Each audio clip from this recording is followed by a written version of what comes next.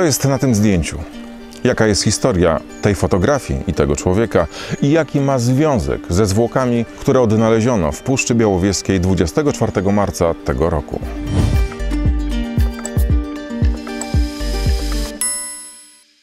Pod koniec marca tego roku odnaleziono kolejne zwłoki w Puszczy Białowieskiej.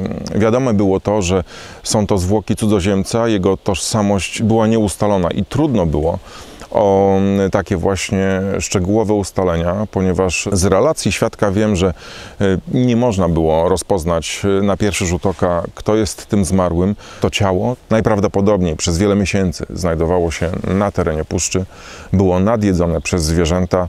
Jedyne charakterystyczne cechy, które zapamiętał świadek, to to, że wokół szyi zmarłego był owinięty łańcuszek i też zmarły był ubrany w ciemno-niebieską kurtkę. To były jedyne wiadomości szczątkowe, które usłyszałem. W obawie o to, by nie było na terenie Polski kolejnego pogrzebu osoby o nieustalonej tożsamości, zamieściłem w moich mediach społecznościowych wpis, podając dokładną lokalizację, w której odnaleziono ciało.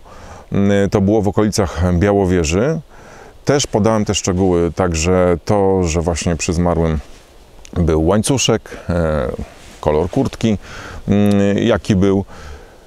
Napisałem ten post w języku i kurdyjskim, arabskim, polskim, licząc na to, że być może ktoś chociażby z uchodźców, z migrantów przekraczających granicę białorusko-polską, być może pamiętał te szczegóły, być może pamiętał te lokalizacje i dzięki temu liczyłem, że uda nam się ustalić tożsamość zmarłego.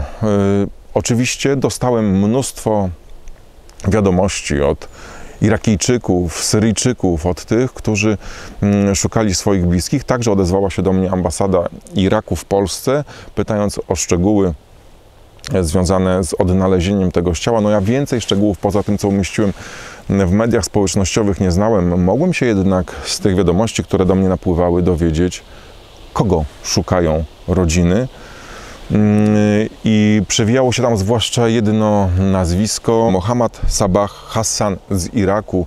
To jego od wielu miesięcy szuka rodzina. Pojawiło się też inne nazwisko, Szacho, też chłopak, który od wielu miesięcy nie kontaktował się z rodziną. Rodzina nie wiedziała, co się z nim dzieje. To było dosyć trudne udzielanie odpowiedzi rodzinom, bliskim na te pytania, bo oni chcieli wiedzieć, gdzie dokładnie jest ich brat, syn, co się z nim dzieje.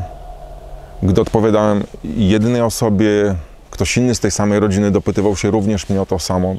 To było dosyć trudne. Dla tej rodziny, także i dla mnie, bo żadnych szczegółów więcej nie mogłem podać. Oczywiście zależało mi na tym i cały czas zależy, żeby ustalić tożsamość tego ciała zmarłego, odnalezionego w Puszczy Białowieskiej 24 marca. Ale mając te wszystkie wiadomości, skontaktowałem się z prokuraturą w Hajnówce i poinformowałem prokuratora o tym, że rodziny dopytują się o swoich bliskich i być może ktoś właśnie z tych poszukiwanych osób jest tym zmarłym.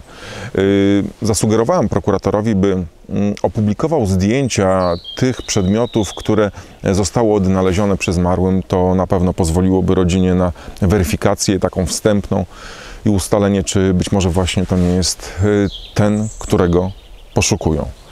Prokurator zapisał to w notatkach, powiedział, że ta sprawa zostanie przekazana do innej prokuratury i na pewno ktoś w tej sprawie będzie się ze mną kontaktował. Też przekazałem informację ambasadzie w Iraku, która prokuratura prowadzi to i liczyłem na to, że właśnie już tutaj będzie kontakt pomiędzy rodzinami, które poszukują bliskich, ambasadą iracką, a polską prokuraturą. Zdążyłem jeszcze usłyszeć, że przy zmarłym odnaleziono telefon komórkowy zepsuty. Telefon był w futerale i w tym samym futerale była fotografia brodatego mężczyzny.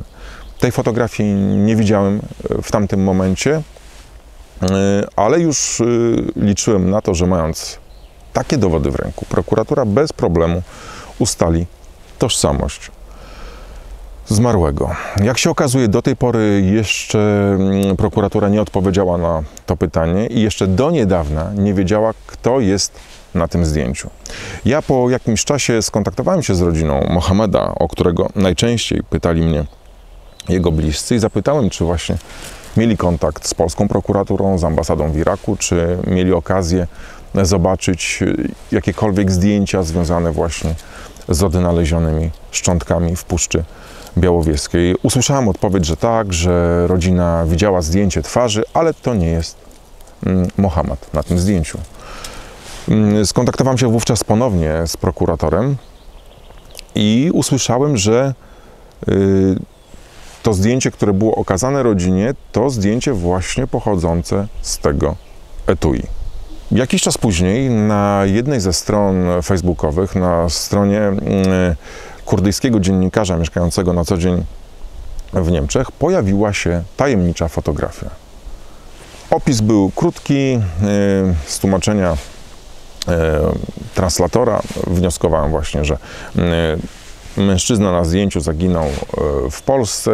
Jeżeli ktoś może rozpoznać to zdjęcie, niech się zgłosi właśnie do administratora tej strony.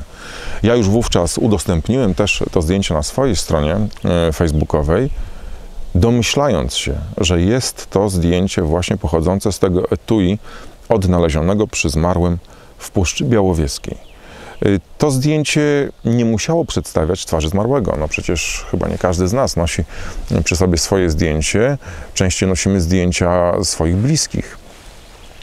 Także ustalenie tożsamości osoby, która była na tym zdjęciu, jest na tym zdjęciu, nie musi wcale oznaczać, że to jest ta osoba, która zmarła w Puszczy Białowieskiej. Chociaż może być również taka wersja, że rzeczywiście może być to też i ta osoba. Wykorzystując swoje kontakty też z uchodźcami, którzy byli na pograniczu polsko-białoruskim, zgłosiłem się z prośbą o pomoc do syryjskiego uchodźcy, do Sama. On rozesłał to zdjęcie wśród swoich bliskich i następnego dnia przysłał mi odpowiedź.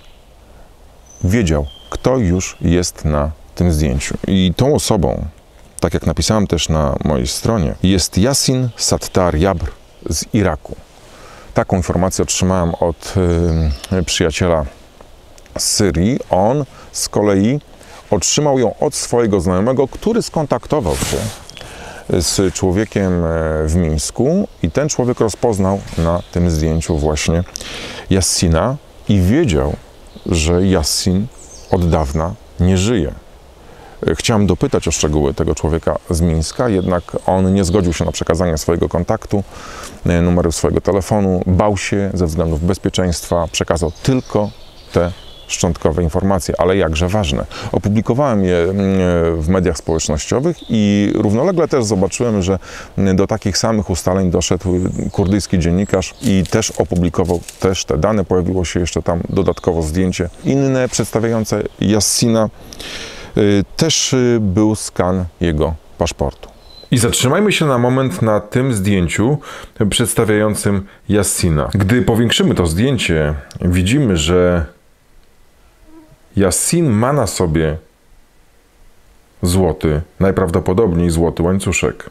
Czy to jest ten sam łańcuszek, który odnaleziono na zwłokach znalezionych w puszczy, to będzie musiała już sprawdzić prokuratura. O tych ustaleniach niezwłocznie poinformowałem prokuraturę, też gdy zeznawałem w sprawie Mohameda, który został pochowany jako osoba niezidentyfikowana na terenie gminy Czeremcha, o czym opowiadałem Wam we wcześniejszym odcinku na moim kanale. Przy okazji też opowiedziałem o ustaleniach związanych ze zdjęciem odnalezionym przy zmarłym w Puszczy Białowieskiej. To była nowa informacja, prokuratura jeszcze tego nie wiedziała. W międzyczasie również udało się dotrzeć do rodziców Yassina Sattara z Iraku. Jak do tego doszło? Otóż mam okazję znać Mustafę. Mustafa jest Kurdem irackim, studiował w Polsce, teraz mieszka i pracuje w Irbilu. Bardzo dobrze mówi po polsku. Przekazałem mu te informacje, które udało mi się zebrać w Polsce i poprosiłem go o to, by spróbował odszukać rodziców Yassina i porozmawiać z nimi i dowiedzieć się, kiedy ostatni raz rodzina kontaktowała się z Yassinem, kiedy on się kontaktował z rodziną, jakie były jego dalsze losy. Mustafie udało się odnaleźć rodziców Yassina, porozmawiał z nimi, przekazał te ustalenia, które już tutaj mamy w Polsce i też zdobył wiele wiadomości cennych związanych z losem Yassina. Ostatni raz rodzina miała z nim kontakt 19 października. Jego ostatnią lokalizacją była ta niedaleko Hajnówki, niecałe 3,5 km od Hajnówki. Stąd wysłał swoją ostatnią lokalizację rodzicom i wtedy ślad po nim się urwał.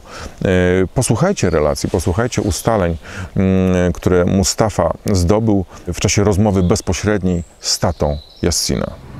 Kilka dni temu moja znajoma, kolega Piotr w Polsce, który pomaga cudzoziemców w Polsce, mnie prosił, żebym znalazła rodzinę Yassina, który zginął w 19 października rok 2021 w Polsce i Piotr prosił, żebym znalazła jego rodzinę. Ja też od mojej strony zaczynałem szukać o jego tata i od mojej strony kilka kolegów, które mieszkają w Bagdadu, w Iraku. Szukaliśmy o jego rodzinę na stronę internetową. Na szczęście w końcu znaleźliśmy tata Yassina. O jego tata powiedział, że Yassin miał 4 kolegów ze sobą na granicę Białorusi i Polska. Oni chcieli prowadzić, puścić Białorusjan i prowadzić się do Polski kraj. On miał 4 kolegów ze sobą. Prawdopodobnie wtedy jeden kolega Yassina zostaje chora i on nie może więcej chodzić i tam padnie. Yassin pomaga tej kolega i go nie puszcza. Tam druga kolega, bo oni byli 4, oni puszczą go. Ale Yassin nie chce to zrobić i Yassin zostanie z twoim przyjaciółką, bo on jest chora i o jego chora prawdopodobnie była cukrzyca, on cukrów miał problem. I potem Yassin nie zostanie tej swojej kolega, która on jest chora. Yassin zostanie swoim kolegą. Yassin pojedzie do Polski Straż Granica i po prostu im okaże, że tam ma kolega, który źle się czuje o związku choroba cukrzyca. A przyjedzie Polski Straż Granica, zabierzą kolegę Yassina do szpitalów, a już od tego momentu już nic nie jest wiadomo od Yassina. Co się stało z Yassinem? Już nikomu niczego nie wie od tego momentu. Także jego tata mi powiedział, że to były ostatnie rozmowy Yassina. Już od momentu już niczego nikomu nie wie od tego chłopaka. Dzięki informacjom przekazanym przez ojca Yassina wiemy, że był 19 października w Polsce w ubiegłym roku, był niedaleko Hajnówki.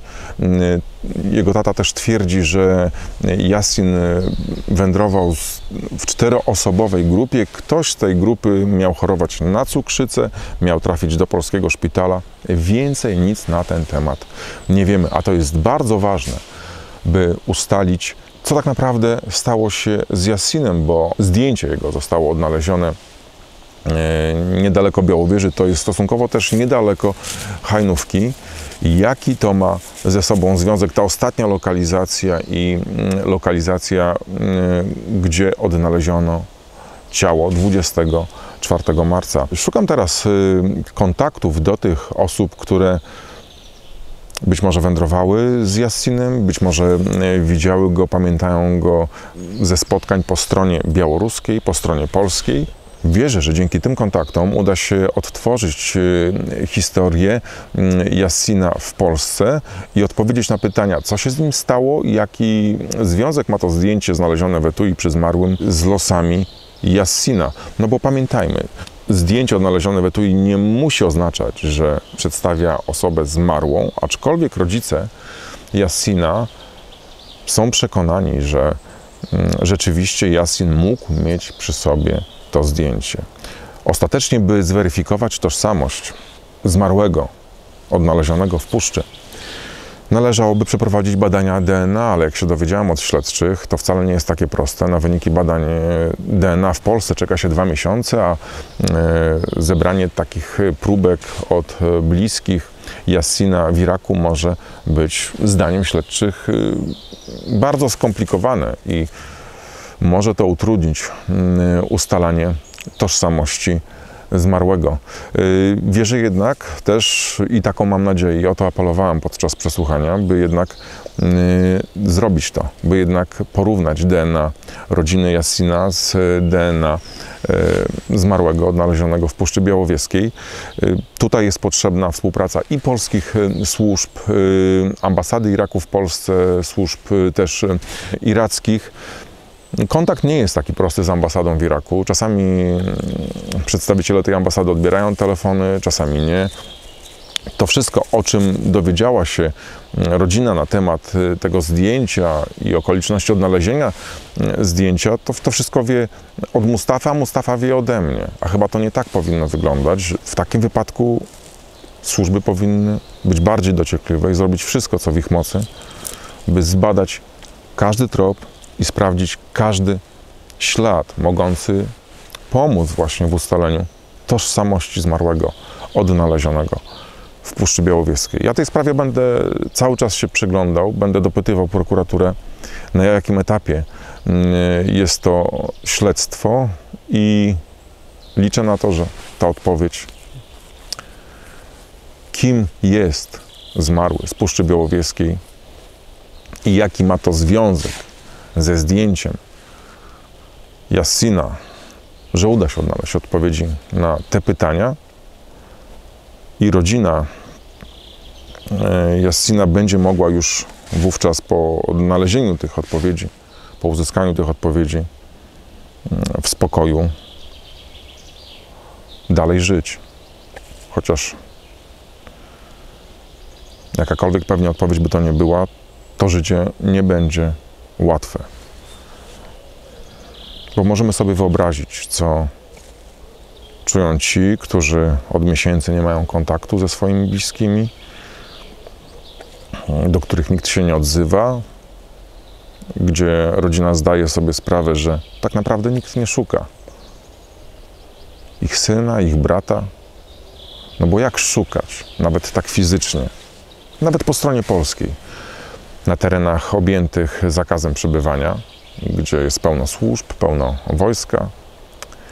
Ja wiem, że nawet prokurator czasami może mieć związane ręce i tak bez zgody Straży Granicznej też nie może sobie wejść w strefę objętą zakazem przebywania. Musi uzyskać takie zgody, pozwolenia i ta jego obecność w takim miejscu jest uzależniona od innych służb. Słyszałem też, że ta współpraca pomiędzy Strażą Graniczną, wojskiem a policją różnie się układa, że ta wymiana informacji nie zawsze jest płynna, a powinna być dobra komunikacja, no bo takich historii jest znacznie więcej. Może też przy okazji dodam, że przez ostatnie tygodnie otrzymuję wiele wiadomości od syna 51-letniej kobiety, która całkiem niedawno zaginęła też na pograniczu białorusko-polskim. Ostatni raz widziana była w Brześciu, później ślad po niej zaginął, kobieta nie ma przy sobie telefonu. Syn jest zrozpaczony, codziennie wysyła mnóstwo wiadomości, nie tylko do mnie, ale też do innych osób, które być może cokolwiek będą mogły ustalić, ale żadne nowe wiadomości w tej sprawie nie napływają. Na zakończenie tego wideobloga zobaczycie też zdjęcia tych, którzy są cały czas poszukiwani i zaginęli gdzieś tutaj na pograniczu, czy białorusko-polskim, czy też białorusko-litewskim, bo też i tam też takie zaginięcia są zgłaszane. Bardzo gorąco pozdrawiam i z całego serca dziękuję tym, którzy mimo wielu wysiłków, które wkładają od miesięcy w ratowanie ludzi na pograniczu polsko-białoruskim, nie poddają się. Cały czas mają w pamięci to, że trzeba innym pomagać. Jeżeli my, ja, ty nie udzielimy tej pomocy, no to takich historii jak ta z Puszczy Białowieskiej z 24 marca może być znacznie więcej. I te wszystkie historie czekają na swoje wyjaśnienie. I zrobimy wszystko, by fakty były ujawnione i by losy wszystkich tych osób, o których w tym momencie nie wiemy, o których w tym momencie nie wiedzą ich bliscy, że one się ujawnią, że poznamy prawdę. Prawdę o tych, którzy zaginęli, a czasami zginęli, umarli na granicy Polski z Białorusią. Dziękuję za to, że obejrzeliście ten odcinek. Jeżeli możecie, zasubskrybujcie mój kanał, to pomaga w dotarciu do większej liczby widzów z informacjami z granicy, bo jak wiecie, generalnie niezbyt wiele mówi się o tym, co tutaj się dzieje, a kryzys humanitarny na pograniczu, tutaj na Podlasiu, nadal trwa i nadal organizacje pomocowe nie mogą wjechać bezpośrednio pod granicę, by udzielać pomocy.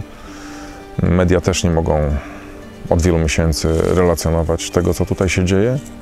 Tylko w taki sposób, w jaki teraz słyszycie, wygląda zbieranie tych informacji i docieranie do prawdy.